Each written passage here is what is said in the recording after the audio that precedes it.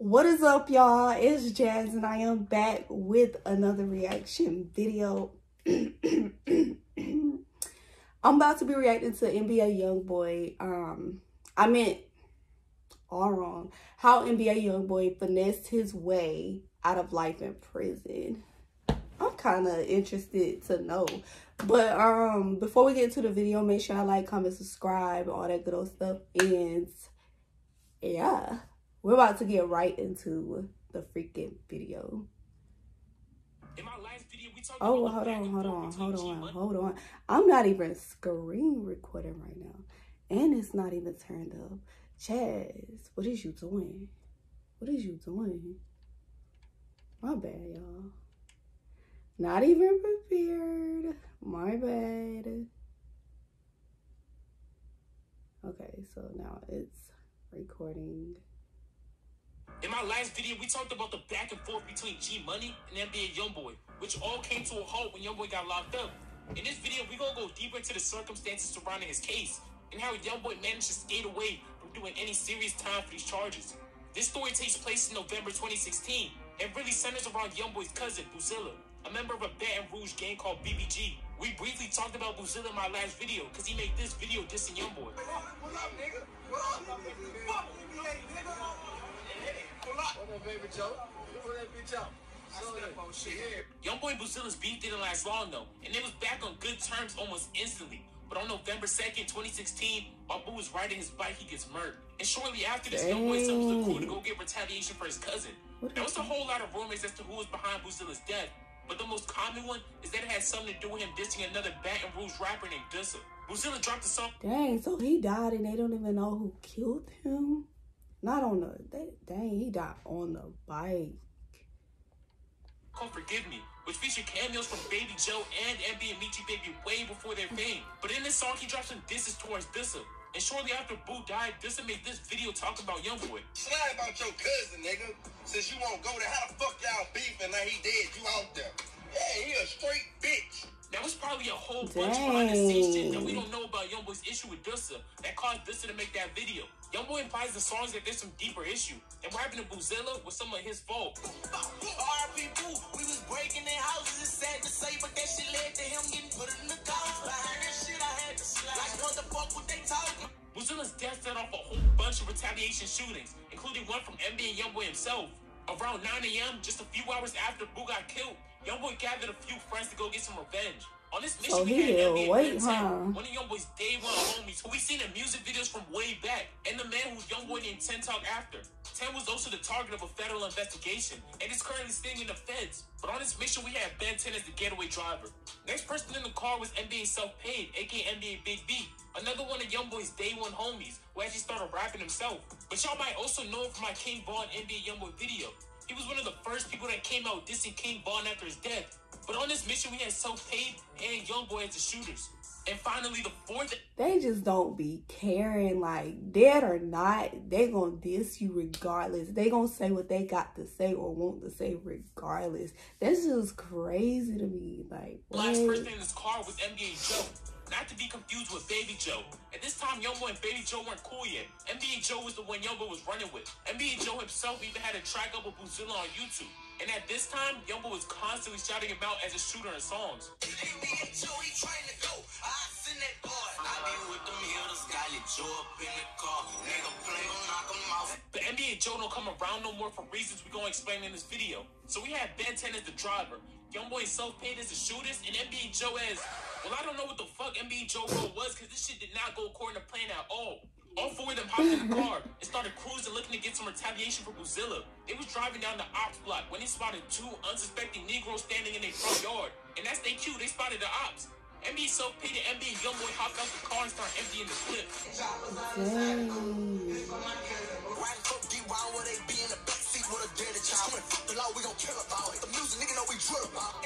around bullets flying, niggas dying, we gotta show them. He said that nigga that stole him, and we don't even know them. Just like he said, he's sliding, bullets flying, but they ultimately end up missing every shot, so the two people go away unscathed. And as they go back to their car, they realize NBA Joe got shot in the neck. Now, none of the articles confirm if anyone returned fire, So we don't know if someone shot him by accident or he got hit by the ops. But regardless, it's a huge problem. Youngboy and self-paid hop back in the off, but they got another problem. The getaway car gets a flat tire, and they end up crashing the car, which the bystanders sees and calls the police. Then Youngboy, self-paid, and Ben 10 all flee the scene, leaving NBA Joe to be found by police and rushed to the hospital for his injuries. So these niggas feel so he didn't die. That was a sad day for Youngboy. His cousin dies. He tries to slide on the niggas, misses all his shots. His homie gets hit. Then they get a flat fucking tire and crash the whip. I couldn't get any worse than that, right? That's a terrible series of events. Youngboy's luck couldn't get any worse, right? Nah, this nigga NBA Joe ends up turning informant on them.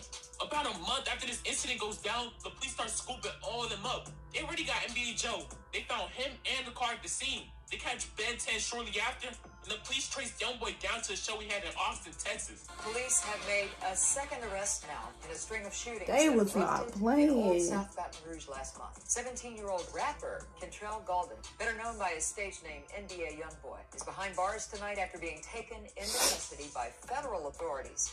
They arrest him right before a performance, then extradite him back to Baton Rouge. Dang, right before the performance, like, y'all could at least let this man perform and then, you know, make his little money and then take him in.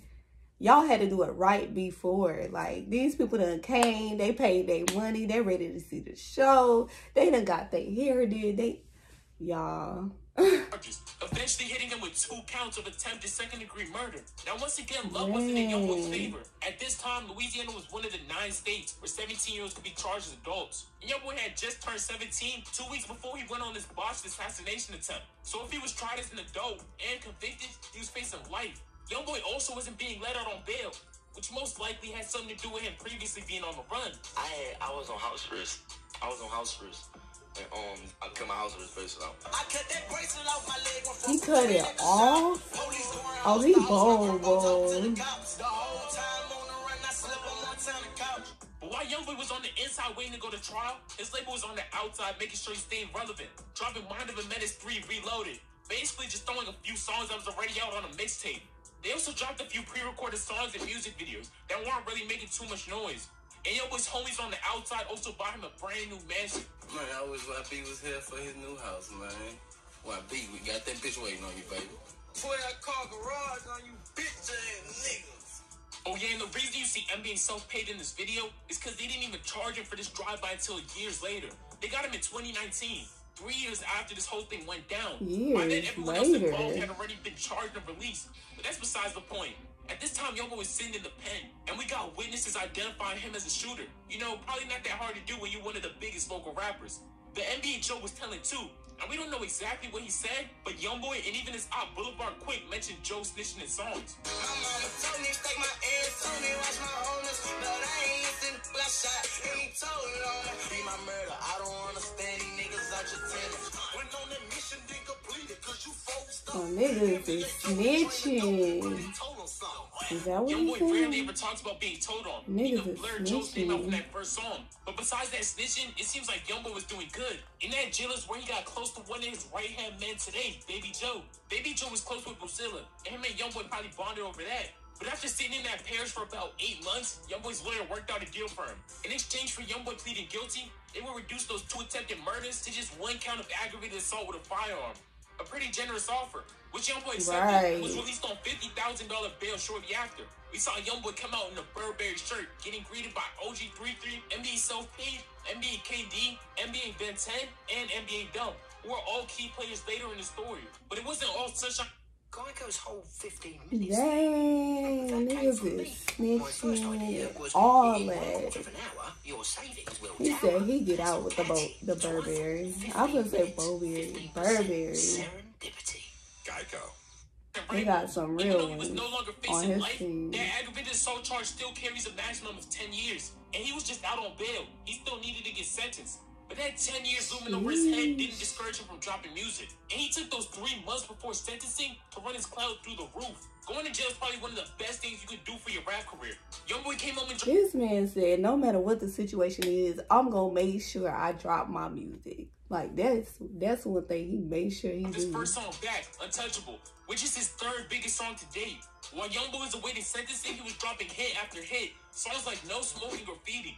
In August, he dropped his debut album in Atlanta, AI Youngboy. It's the consistency for me. Were still escalating. His issue with G Money and Tears, which we gonna talk more about in my next video. But that same month he dropped AI Youngboy, he had to brace himself with the possibility of jail. Because on August 22nd, he went back inside that courtroom for sentencing. Anticipation was building up to see what the judge would give him. And the judge didn't give him his sentence off rip. He started off lecturing Youngboy, telling him it's not a badge of honor to have all those kids from different baby mamas at 17. The judge told him his songs contribute to the violence, to which Youngboy interjected saying he didn't kill anyone. And the judge responded saying that he tried to and would've. He just had potato aim. Then the judge finally hit him with the sentence, starting off with 250 hours of community service, a $5,000 fine, but most importantly, no jail time. Instead, giving him a suspended 10-year prison sentence with a 3-year probation. Meaning if he got in any trouble over those next 3 years, he could get sent back for the 10. All stemming from him trying to slide for his cousin. And it seems like Youngboy's beef over Boozilla is still raging on today. Y'all, that's a long time to be on probation. 3 years? Like, what? Remember that dude from earlier? Yeah, he currently locked up on some unrelated shit. Which still ain't But I guess you'd rather be on probation than escalating. In a freestyle from jail, he dropped some bars about Youngboy's cousin, Boozilla. He gonna need the same reason they put the nigga 16. Even though I got no respect or step on him and that nigga around him, I have no regret. My shooters even twin that they like, come on, cut the check. Just listen to that laugh, bro. This thing's a menace. But that Boozilla diss ain't go unnoticed. And we had BBG members responding in their own freestyles, saying this a rapper behind a body that's not his. And they can't wait for him to come home because they whole game waiting for him. And Youngboy himself be dropping some sneak disses, saying he waiting for Dissa to come home. And implying they got some get back for Boozilla. Soon as the other boy touchdown, I'ma be pushing his weed, baby. Trying to kill you in your man. And I'm talking back to back, bitch. I'ma show you. And I can put this on boom. We gon' wait up every block you try to run to. My young and them he was not playing. This for Boozilla. We gon' make them at the corner store. He talking about murking niggas at corner stores. That's often specific. But we not gonna go too deep into that Dissa beef. He's saving that for another video. But let's refocus. It's May 2017. Youngboy just got out of jail. He's focusing on his rap career and handling his TBG beef. Within 3 weeks of Youngboy getting sentenced, bodies start dropping in Baton Rouge, which we gonna break down in our next video. But that's it for this video. Almost ties in the mouth. Sheesh. Y'all, that's some crazy stuff. Like, OMG. Hold on. That's not what we're doing. Okay. Y'all, that's some crazy stuff that's going on. Like, niggas was coming for niggas left and right. They was snitching. Youngboy was not playing.